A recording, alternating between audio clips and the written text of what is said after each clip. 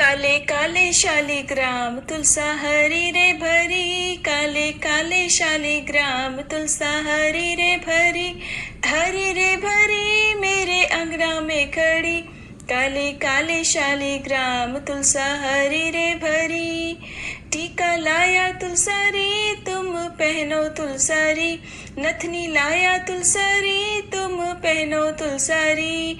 कैसे पहनूं रे हरी, राधा बीच में खड़ी। काले काले शालिग्राम तुलसा हरी रे भरी। शालिग्राम हरि संग सजे तुलसी की होए वंदन, धन्य हुई धरती आज सुख पाए त्रिलोकी जन। आप सभी को तुलसी विवाह की बहुत बहुत शुभकामनाएं।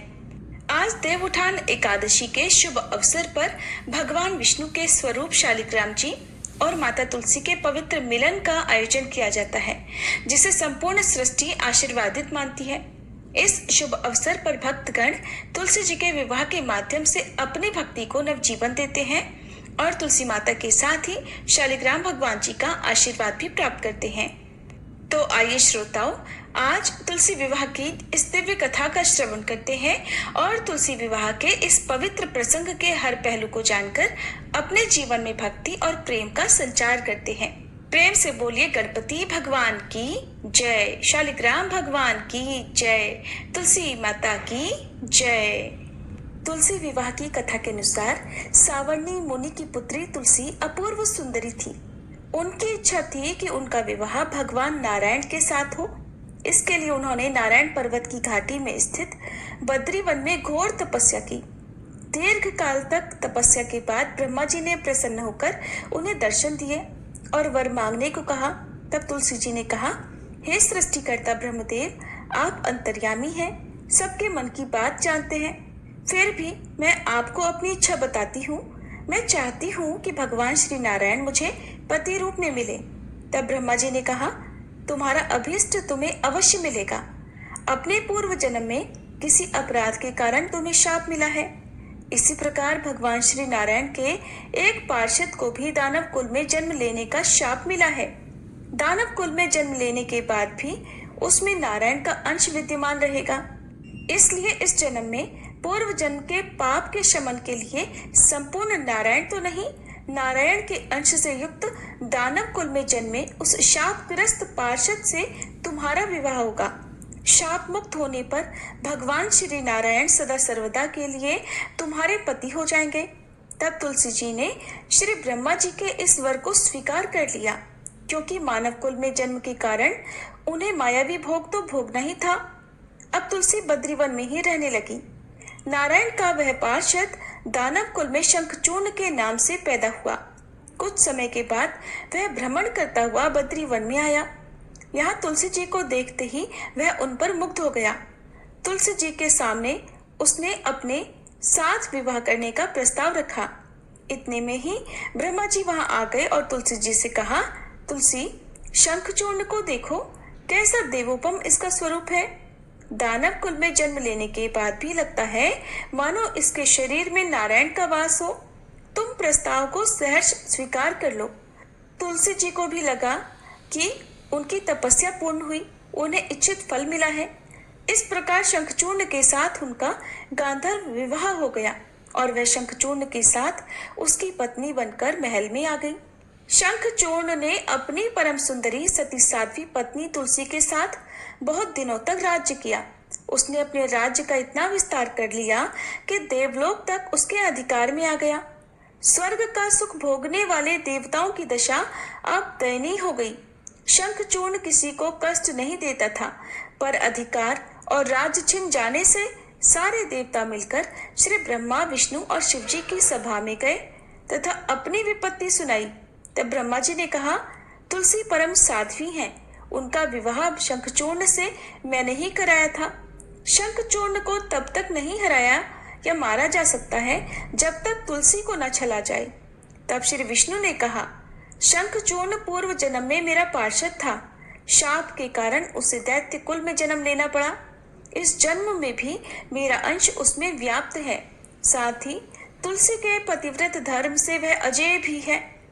फिर देवताओं की सहमति से भगवान शिव ने शंखचूर्ण के पास संदेश भिजवाया कि या तो वह देवताओं का राज्य लौटा दे या फिर उनसे युद्ध करे। शंखचूर्ण शंकर जी के पास पहुंचा और उसने कहा, देवाधिदेव, आपके लिए देवताओं का पक्ष लेना उचित नहीं है।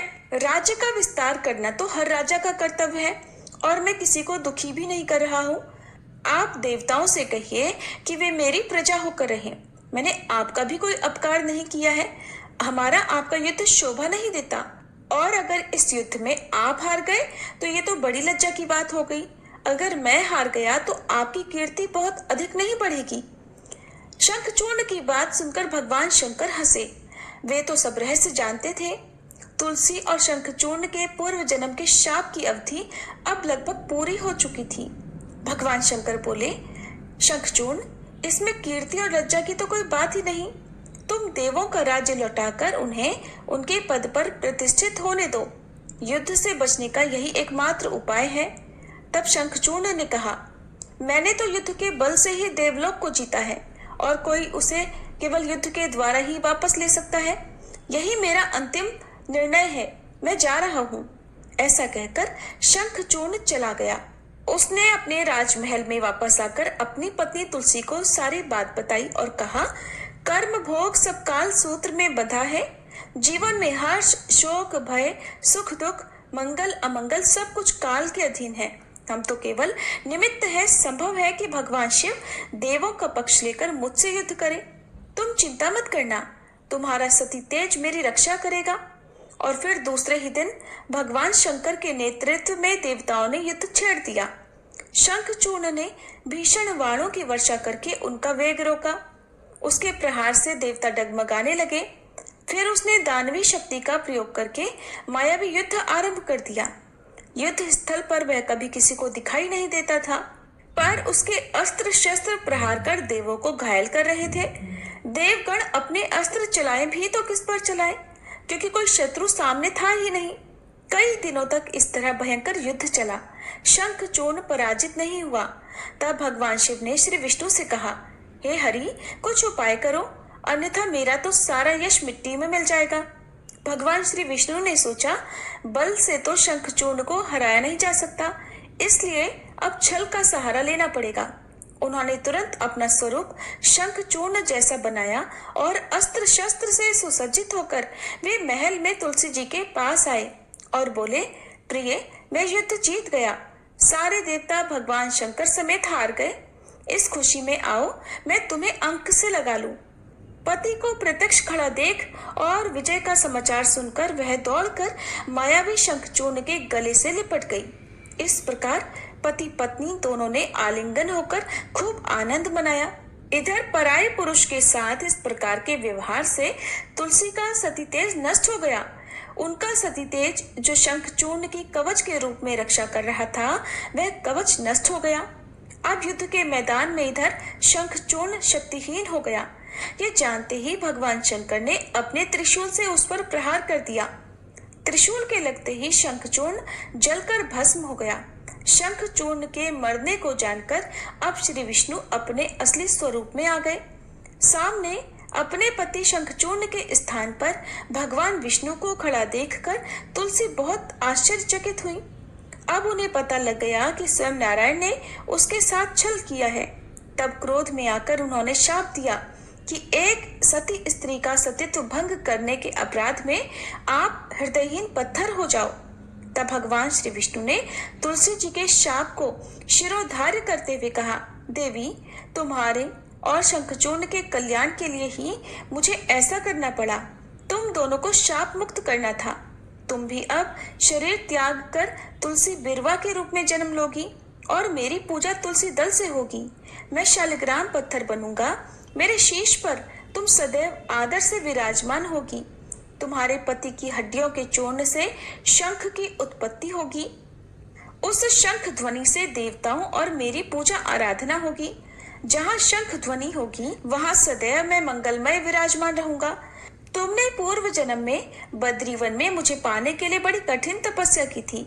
अब अगले जन्म में मैं नारायण प्रस्तर के रूप में बद्रीनाथ वन में स्थापित होऊंगा और मेरी पूजा अर्चना फल फूल से न होकर तुम्हारे तुलसी दल से होगी। मेरे शीश पर विराजमान होकर तुम मुझसे भी ऊंचा पद प्राप्त करोगी और मेरा भोग भी तुम्हारे बिना स्वीकार नहीं होगा। प्रेम से बोलिए तुलसी माता की जय। श्री विष्णु भगवान की जय। अब सुनिए श्री तुलसी चालीसा पाठ और तुलसी माता की आरती। जय जय तुलसी भगवती सत्यवती सुखदानी, नमो नमो हरि प्रेसी श्री वृंदावन खानी। श्री हरिशीष विरजनी देहु अमर वर अम्ब, जनहित हे वृंदावनी अब न करहु विलंब। धन्य धन्य श्री तुलसी माता, महिमा अगम सदा श्रुति गाता। हरि के प्राण हूँ से तुम प्यारी, हर ही हेतु कीन्हो तब भारी। जब प्रसन्न है दर्शन दीन हो, तब कर जोरी विनय उस कीन हो। हे भगवंत कंत मम होहु, दीन जानि जानि छाड़हु छोहु। सुनी लक्ष्मी तुलसी की बानी, दीन हो श्राप कध पर आनी। उस अयोग्य वर मांगन हारी, हो बिटप तुम जड़ तनुधारी। सुनि तुलसी ही श्रव्योत ही ठामा, करहु वास तुहु नीचन धामा। दियो वचन हरि तब तत्काला, सुनहु सुमुखी जानी होहु बिहाला। समय पाई व्योहरो पापी तोरा, पूजहि आस वचन सत मोरा। तब गोकुल मह गोप सुदामा, तासु भई तुलसी तू बामा।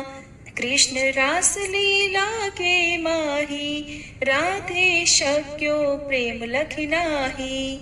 दियो श्राप तुलसी तत्काला, नर लोक ही तुम जन्महु बाला। यो गोप वह दानव राजा, शंख चूर्ण नामक शिर ताजा। तुलसी भई दासु की नारी, परम सती गुण रूप अगारी। अस द्वै कल्प बीत जब गयहु, कल्प तृतीय जन्म तब भयहु। वृंदा नाम भयो तुलसी को, असुर जलंधर नाम पति को।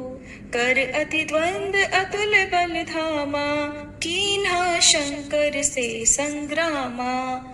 जब निज सैन्य सहित शिव हारे, मरहि न तब हर हर ही पुकारे। पतिव्रता वृंदाती नारी, को न सके पति ही संहारी।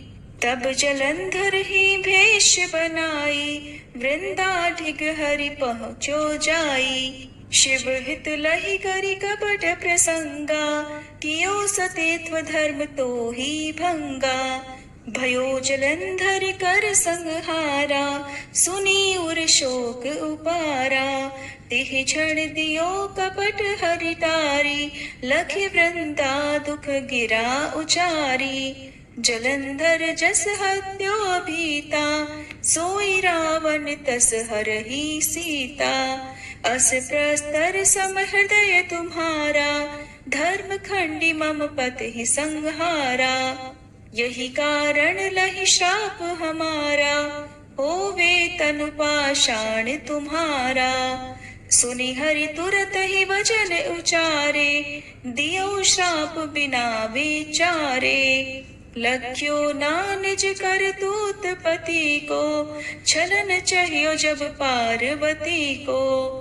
जड़ मति तुह अस हो जड़ रूपा, जग मह तुलसी बिटप अनूपा। धग्व रूप हम शाली ग्रामा, नदी गंडकी बीच ललामा। जो तुलसी दल हम ही चढ़ई है, सब सुख भोग परम पद पई है। बिनु तुलसी हरि जलत शरीरा, अतिशय उठत शीश उर पीरा। जो तुलसी दल हरि शिर धारत, सो सहस्त्र घट अमृत डारत। तुलसी हरि मन रंजनिहारी, रोग दोष दुख भंजनिहारी। प्रेम सहित हरि भजन निरंतर, तुलसी राधा में नाही अंतर। व्यंजन हो 56 प्रकारा, बिन तुलसी दल ना हरहि प्यारा, सकल तीर्थ तुलसी तरु छाही, लहत मुक्ति जन संशय नाही। कवि सुंदर इक हरि गुण गावत, तुलसहि निकट सहस गुण पावत। बसत निकट दुर्वासा धामा, जो प्रयास ते पूर्व ललामा। पाठ करहि जो नित नर नारी, होहि सुख भाषहि त्रिपुरारी। तुलसी चालीसा पढ़ी तुलसी तरु गृहधारी, दीप दान करी पुत्र फल पावहि बंध्यहु नारी। सकल दुख दरिद्र हरिहार वै परम प्रसन्न, आशय धन जन लड़ही कर बसहि पूर्णा अत्र। लाही अभिमत बल जगत महिलाहि पूर्ण सब काम, जेहि दल अर्पहि तुलसी तह सहस बसहि हरि राम। तुलसी महिमा नाम लख, तुलसी सूत सुख राम। मानस 40 रच्यो जग मह तुलसीदास। प्रेम से बोलिए तुलसी महारानी की जय। तुलसी महारानी नमो नमो, हर की पटरानी नमो नमो। तुलसी महारानी नमो नमो, धन तुलसी पूरण तप कीनो। शालिग्राम बनी पटरानी नमो नमो। तुलसी महारानी नमो नमो, हर की पटरानी नमो नमो। जाके पत्र मंजरी कोमल, श्रीपति कमल चरण लपटानी नमो नमो। तुलसी महारानी नमो नमो, हरि की पटरानी नमो नमो। कौन महीने बोई रानी तुलसा, कौन महीने हुई हरियाली नमो नमो। तुलसी महारानी नमो नमो, हर की पटरानी नमो नमो। कौन महीने हुई तेरी पूजा, कौन महीने हुई पटरानी नमो नमो। तुलसी महारानी नमो नमो। आषाढ़ मास में बोई रानी तुलसा, सावन महीने हुई हरियाली नमो नमो। तुलसी महारानी नमो नमो, हरि की पटरानी नमो नमो। कार्तिक मास में हुई तेरी पूजा, मंगसिर मास हुई पटरानी नमो नमो। तुलसी महारानी नमो नमो, हर की पटरानी नमो नमो। धूप दीप नैवेद्य आरती, पुष्पन की वर्षा बरसानी नमो नमो। तुलसी महारानी नमो नमो, हर की पटरानी नमो नमो। 56 भोग 36 व्यंजन, बिन तुलसी हरि एक न मानी नमो नमो। तुलसी महारानी नमो नमो, हरि की पटरानी नमो नमो। जो तुलसी को सवेरे गाए, श्री कृष्ण के दर्शन पाए नमो नमो। तुलसी महारानी नमो नमो, हर की पटरानी नमो नमो। जो तुलसी को दोपहर गाए, खीर खांड का भोग लगाए नमो नमो। तुलसी महारानी नमो नमो, हर की पटरानी नमो नमो। जो तुलसी को सांझ को गाए, श्री कृष्ण की आरती उतारे नमो नमो। तुलसी महारानी नमो नमो, हर की पटरानी नमो नमो। जो तुलसी को रात को गाए, श्री कृष्ण के चरण दबाए नमो नमो। तुलसी महारानी नमो नमो, हर की पटरानी नमो नमो। सब सखी मैया तेरु यश गावे, भक्ति दान दी जय महारानी नमो नमो। तुलसी महारानी नमो नमो, हर की पटरानी नमो नमो। तुलसी महारानी नमो नमो, हर की पटरानी नमो नमो।